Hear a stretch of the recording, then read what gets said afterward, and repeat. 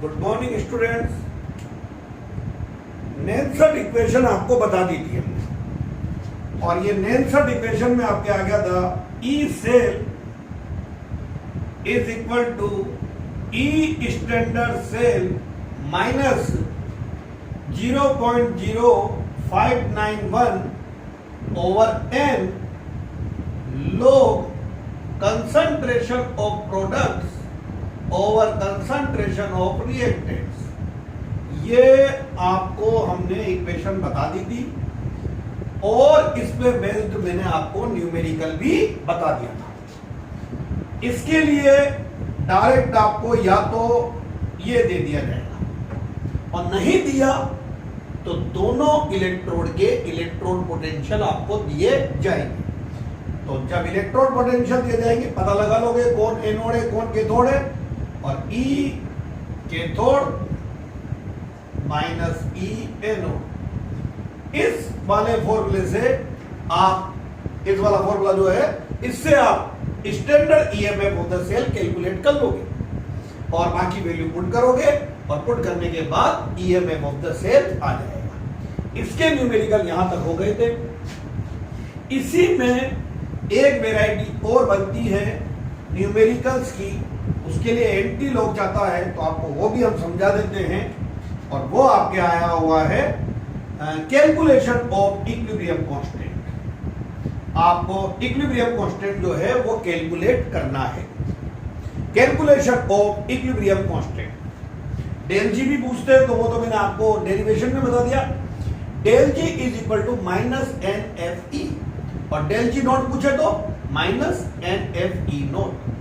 तो हम यहां पर पहले थे we know that del G is equal to del G naught plus R T log K Gibbs free energy, standard Gibbs free energy, universal gas constant, absolute temperature that is temperature in Kelvin और equilibrium constant। ये हमारी equation आई। 11th में हमने पढ़ा हुआ है at equilibrium. Equilibrium की condition पर पे del G is equal to होता है 0।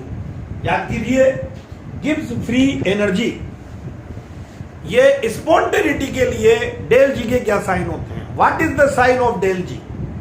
If del G negative process will be spontaneous, if del G negative process will be spontaneous, del G positive process will be non spontaneous, और del G अगर 0 है तो equilibrium attend हो जाएगा। Del G negative spontaneous, del G positive non spontaneous, 0 equilibrium. तो equilibrium की condition पर भी ये 0 होगा और हम इक्विलिब्रियम कांस्टेंट भी तो कैलकुलेट कर रहे हैं। तो ये तो हो गया 0 del G naught plus R T log K. हमें इक्विलिब्रियम कांस्टेंट कैलकुलेट करना है तो इस वाले फैक्टर को इधर ले आते हैं, तो ये हो जाएगा हमारा R T log K is equal to minus del G naught. इस log को 10 पे कन्वर्ट कीजिए, 2.303 R T log K minus del G naught. सबको नीचे भेज दीजिए, तो log K is equal to minus del G not over 2.303 R T. हमें क्या चाहिए? K, तो log उस साइड पे जाएगा तो हो जाएगा एंटी log किसका? Minus del G naught upon 2.303 R T. ये आपका इक्विलिब्रियम कांस्टेंट कैलकुलेट करने का फॉर्मूला आ गया। देख लीजिए एक बार, K is equal to anti log, किसका anti log? Minus del G not over 2.303 R T. आप इसका एंटी लॉग कैलकुलेट कर लो तो K की वैल्यू आ जाएगी। पर अगर आप गौर कर रहे हो तो कैलकुलेशन बहुत लंबी हो गई। अभी देखिए आप कैलकुलेशन कितनी लंबी हो जाएगी इससे। तो थोड़ा सिंप्लीफाई कर देते हैं इसको भी। इसको थोड़ा सिंप्लीफाई करा हमने, आ जाइए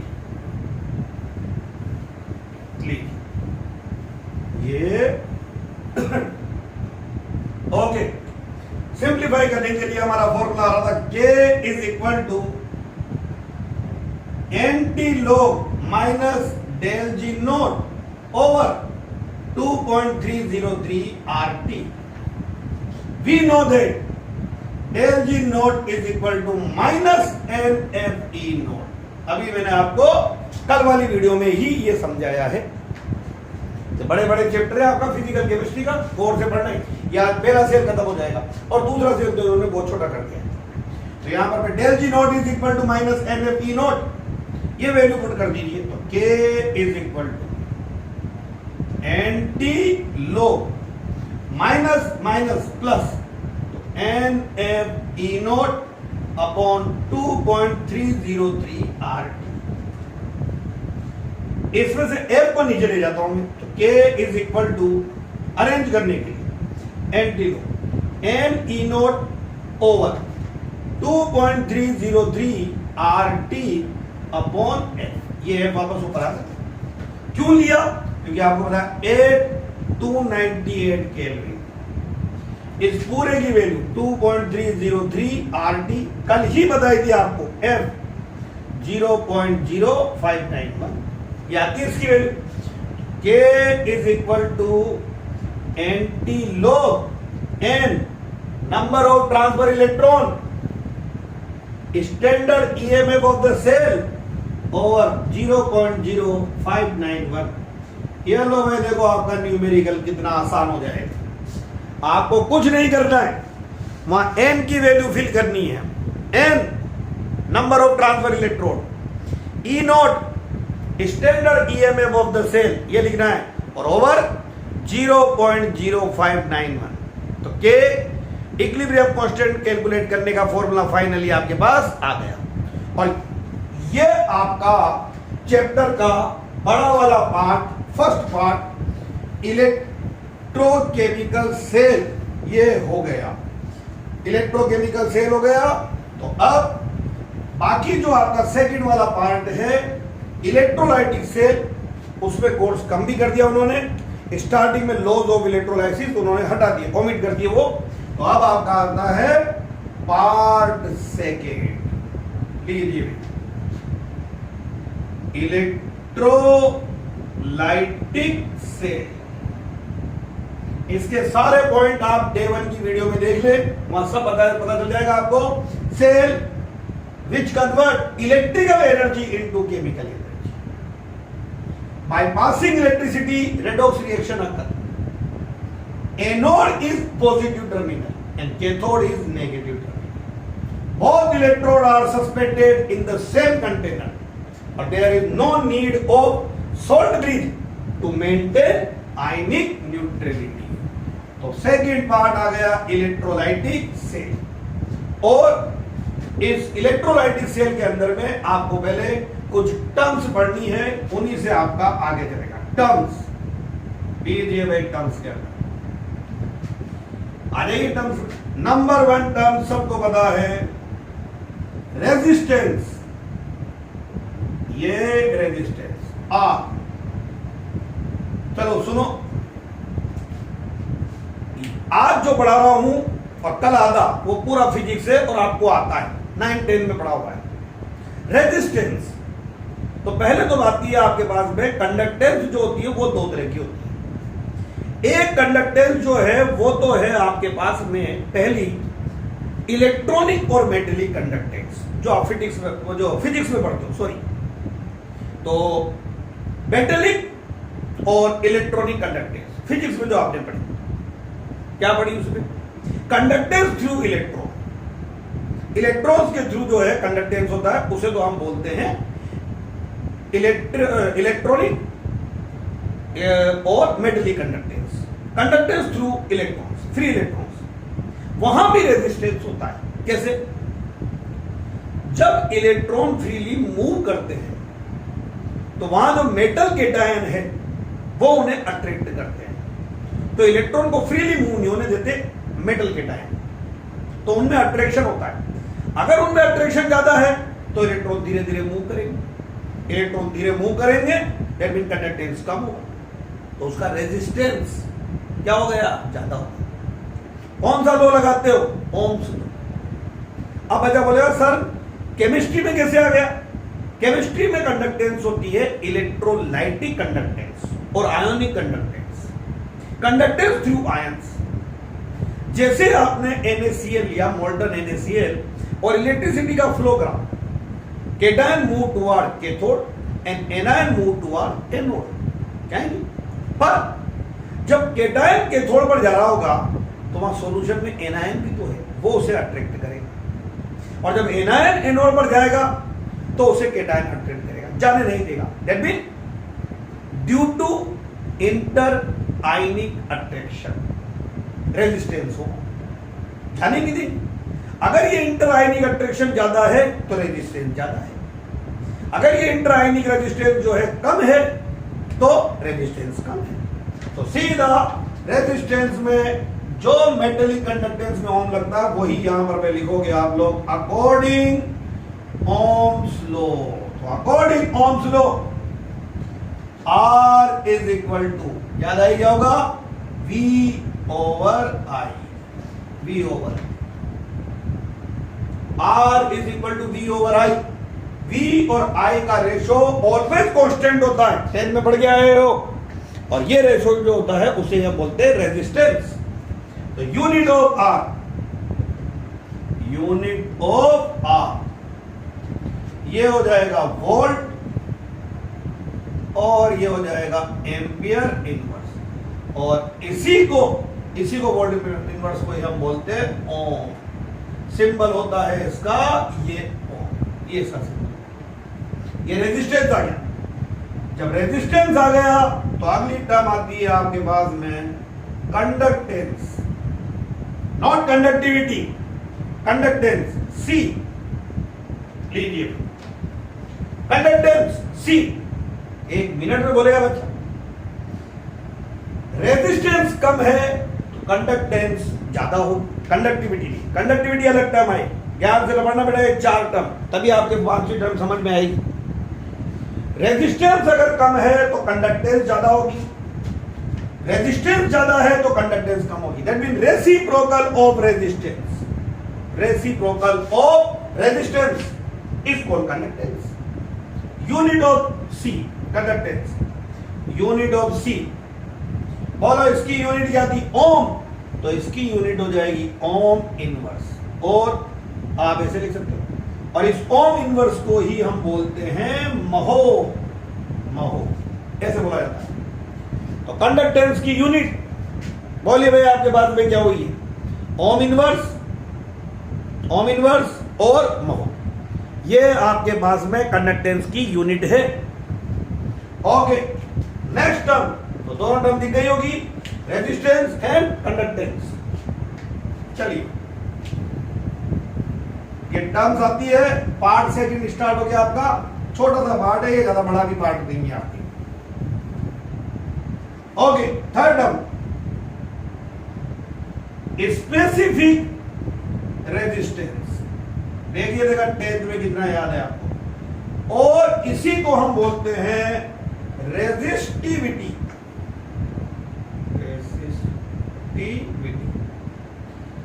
रेसिस्टिविटी, ये resistivity, symbol rho. Specific resistance is called resistivity, specific resistance is called resistivity. चलो आ जाइए, फिजिक्स में बोलिए 10th में क्या पढ़ा था? रेजिस्टेंस 2 चीजों पर, 2 फैक्टर पर डिपेंड करता है, याद आएगा होगा, length and area of cross section. तो 10th से resistance of wire is directly proportional to length of wire and inversely proportional to area of cross section, area of cross section. तो R आपको पता है कांस्टेंट आएगा तो वो हो गया रो एल ए, ये लीजिए, और यहां रो जो है वो है रेसिस्टिविटी और स्पेसिफिक रेजिस्टेंस। दैट मीन अगर हमें रो चाहिए तो rho is equal to R into A upon L. लीजिए ये रो आ गया, आ गया रो। कहां दिक्कत आ रही है? 1 सेकंड में समझ में आ रहा है आपको, बस यहां पर भी कंडीशन लगा दीजिए, if L is equal to 1 centimetre, A is equal to 1 centimetre square, 1 तो rho is equal to R. ये लो भाई, ये डेफिनेशन बन गई। क्या डेफिनेशन बनी है? रेजिस्टेंस जो होगा वो स्पेसिफिक रेजिस्टेंस होगा। कब? जब लेंथ 1 सेंटीमीटर होगी और उसका area of cross section 1 centimetre square होगा। लीजिए ये एक वायर, सबको पता है वायर सिलेंड्रिकल है, और जब वायर सिलेंड्रिकल हो गया, ये तो हो गए लेंथ और ये हुआ उसका pi R square, that mean area of cross section. तो क्या बोलोगे?